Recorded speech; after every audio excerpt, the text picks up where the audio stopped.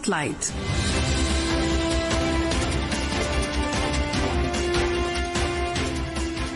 This is Akashvani. In the program Spotlight, now we bring you a discussion on results of Delhi Assembly election. The participants are Sandeep Hukkan and Aditi Tandon, political analysts. Moderator is Anubha Rothki, anchor. Counting of votes for the Delhi Assembly elections was held today, and with a two-third majority, the Bharatiya Janata Party is all set to form the next government in the national capital. The party has won 48 seats in the 70-member assembly, while the Aam Aadmi Party, which ruled Delhi for 10 years, has been reduced to 22 seats. To discuss the reasons and impacts of this result, I'm now joined by political analysts Sandeep Hukkan and Aditi Tandon. Sandeep, I'll begin with you. The BJP is back in power in Delhi by, in almost 3 decades. If we look at the results, 48 seats in favor of the BJP and 22 in favor of Aam Aadmi Party. It's a one-sided victory for the BJP. What are the factors that worked in favor of the BJP? I think there were several factors, but one factor that stands out, there was tremendous level of anti-incumbency. In the run-up to these polls, Anubha, if you recall, the argument that was given was that Mr. Kejriwal has his own constituency of Aam Aadmi, and it doesn't matter to them about other things as long as they get free power or subsidized power and subsidized water bill. So even if the score on the development of infrastructure or other things is a little low, it's all right because they are used to free bus travel for women, and a lot of other promises were made, like a monthly income or a stipend of 2,100 rupees for women voters, etc. Which is why people thought that this segment is going to vote for Mr. Kejriwal and his party, Aam Aadmi Party, but that clearly did not happen. So there was, the first factor is there was tremendous anti-incumbency. Second, do remember that Aam Aadmi Party was the original disruptor in Indian politics. They had come in as a sort of disruptor and had upstaged the Congress party, the Sheila Dikshit government here in Delhi, on the promise of providing a clean, corruption-free government. But in this election, the debate was entirely different. Mr. Kejriwal himself stepped down after refusing to resign as chief minister, despite being, put in prison or despite being jailed in the alleged liquor scam. He actually came out and then he stepped down. He handed over the reins to Miss Atishi, and he said that I will take the Janta's vote, whether I'm corrupt or not. So he was actually, making this as a referendum. Quite clearly, people did believe that there was, the fact that he himself lost and the Aam Aadmi Party lost so poorly is a pointer to the fact that a lot of people did believe that our Aam Aadmi Party did not live up to the promise it had made in 2013. Anti-corruption was their main plank. So you've not delivered on infrastructure, you have not delivered on, there was a lot of anti-incumbency, and the fact that they themselves changed a lot of their sitting MLAs was a recognition, or was conceding the fact that there was anti-incumbency. Aam Aadmi Party itself had changed quite a few of their MLAs. So I think all these factors contributed, and of course the popularity of Prime Minister Modi. Remember that BJP did not have a chief ministerial face. Aam Aadmi Party had sought vote in the name of Mr. Kejriwal, though Atishi was the chief minister. BJP did not have any chief ministerial face, yet it won so handsomely. It's a landslide. Okay. A little while ago, Prime Minister Narendra Modi was at the BJP national headquarters where he addressed the party workers. And one of the things that he said today in his address was that the results are a testament to people's faith in double-engine government of the BJP. Let's listen into what he had to say. Delhi की युवा पीढ़ी 21वीं सदी में पैदा हुए साथी अब पहली बार दिल्ली में भाजपा का सुशासन देखेंगे। आज के नतीजे दिखाते हैं कि भाजपा की डबल इंजन सरकार के लिए देश में कितना भरोसा है। Aditi, we just heard the Prime Minister talking about a double-engine government, which he has been saying, whenever he goes for any rallies, he always says that, if you vote for BJP in that particular state, you'll get a double-engine government. Now, when it comes to Delhi, the citizens have been breathing in polluted air. There's been pollution in Yamuna unabated. When we talk about women's safety, when we talk about infra, there was a lot of pause on that. And the Aam Aadmi government would always say, okay, we do not have all the powers. We do not have the power, so many. And every day we would see this tussle between the Chief Minister and the LG on so many fronts. Now with the BJP in power in Delhi, what kind of a governance model can the Delhiites expect? Well, I think a lot of development and infrastructure projects that have lagged over the past almost a decade on account of Aam Aadmi Party's constant state of conflict and confrontation with the LG and later with the central government, it's going to end now, because that's exactly what the Prime Minister said. An important statement that PM made today was, he used the phrase that the voters of Delhi have short-circuited a government that adopted a policy of shortcuts. Second important thing he said was that the voters of Delhi have removed the final hurdle in the path of national capital's development. So he made two important points, therefore. The first important point he made was, he attacked the freebie politics of Aam Aadmi Party when he said a politics of shortcuts. Secondly, he attacked the Aam Aadmi Party for being a confrontationist force. See, why did Aam Aadmi Party lose big this time? They lost big because they were in a constant conflict with the centre and the LG. Resultantly, all major projects were, going amiss. Secondly, they were constantly playing a politics of victimhood. There's an expiry date to both these things.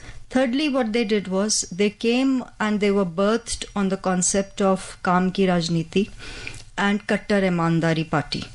On both these poll slogans, the BJP at least successfully managed to home in a narrative that on both these major planks on which they were born, Aam Aadmi Party, they have now failed on account of the Delhi excise scam and later on account of the major Sheesh Mahal controversy. So what ultimately has happened today is, all three top leaders of the Aam Aadmi Party who are out on bail in the Delhi excise scam have lost. Manish Sisodia, Arvind Kejriwal and Satyendra Jain. They've all lost. So is corruption finally a poll issue in India? That is for the analysts to analyze.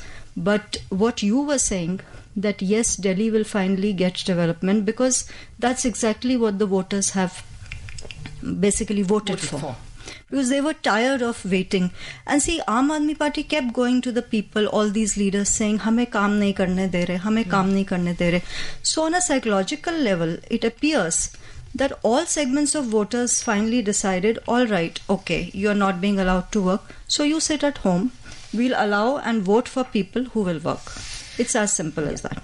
Sandeep, you know what Aditi said just now, that people were fed up. And this is something that even Priyanka Gandhi, Congress General Secretary, she also said the same thing, in her reaction, that people were fed up. They wanted a change. Now, there is a narrative going around, if you look at social media feeds, that did the BJP defeat the Aam Aadmi Party, or did the Aam Aadmi Party lost to Congress? Because if you look at it, Arvind Kejriwal, we talk about, he started his political career by defeating Sheila Dikshit. Today, when you look at the margin of his defeat, it's about 4,069, whereas the third person in that race, Sandeep Dikshit polled exactly the same number by which Mr. Kejriwal has lost. So in a way, if you look at the other places also where the party, Congress seems to have made a dent in the Aam Aadmi Party votes. The 2% share that the Congress has gained basically. So would you say that it lost to like I said, there's this narrative going around? Yeah, no, I mean, it's a narrative, and I mean, it's a legitimate observation. But look, the Congress's gain is only from 4% to 6.3%. So Yes. it's just about 2.1% gain. But the loss for Aam Aadmi Party is over 10% or nearly 10%, if I recall correctly. So where did the other votes go? It's obvious that it went to the BJP. So yes, Congress has also played a part, but let's not forget that Aam Aadmi Party also did exactly the same thing to the Congress in other states like Gujarat.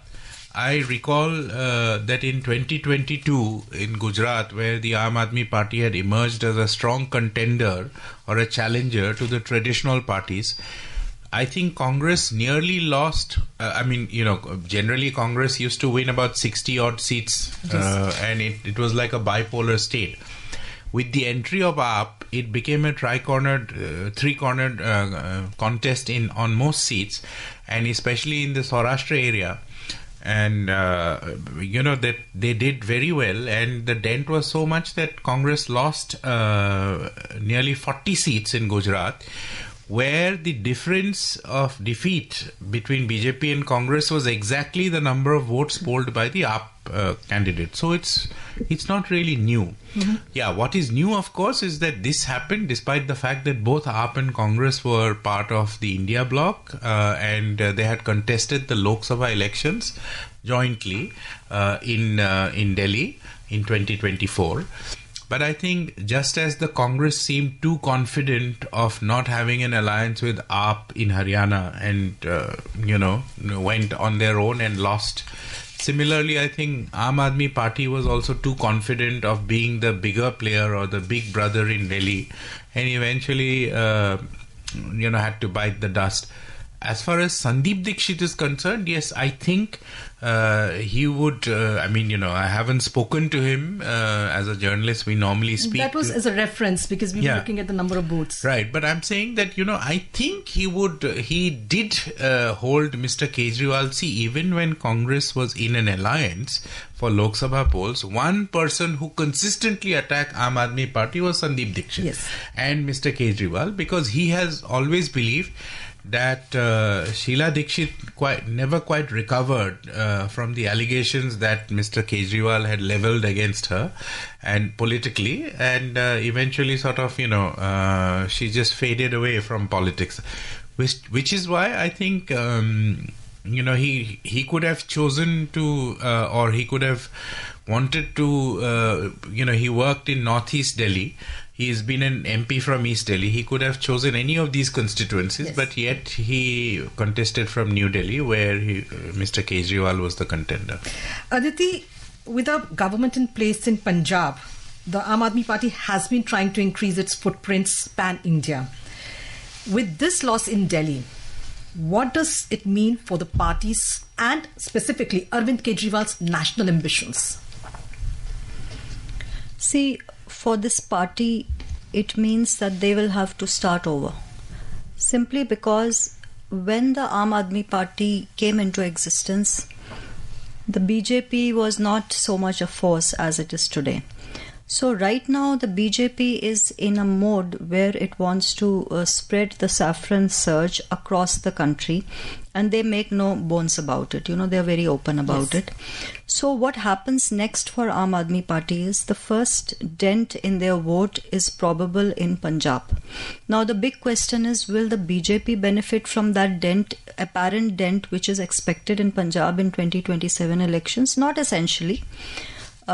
Maybe the Congress party in Punjab will gain at the expense of AAP because Congress is the principal opposition. Right. And thank you so much, both of you, for joining us on this discussion. You were listening to a discussion on results of Delhi Assembly elections. The participants were Sandeep Hukan and Aditi Tandon, political analysts. Moderator was Anubha Rodki, anchor. This program was produced and presented by the News Services Division of Akashvani. You can listen to it on our mobile app, News on AIR. This program is also available on our YouTube channel, News on AIR Official. You may share your feedback about this program through email at airnsttalks@gmail.com or WhatsApp on 9289094044. Spotlight.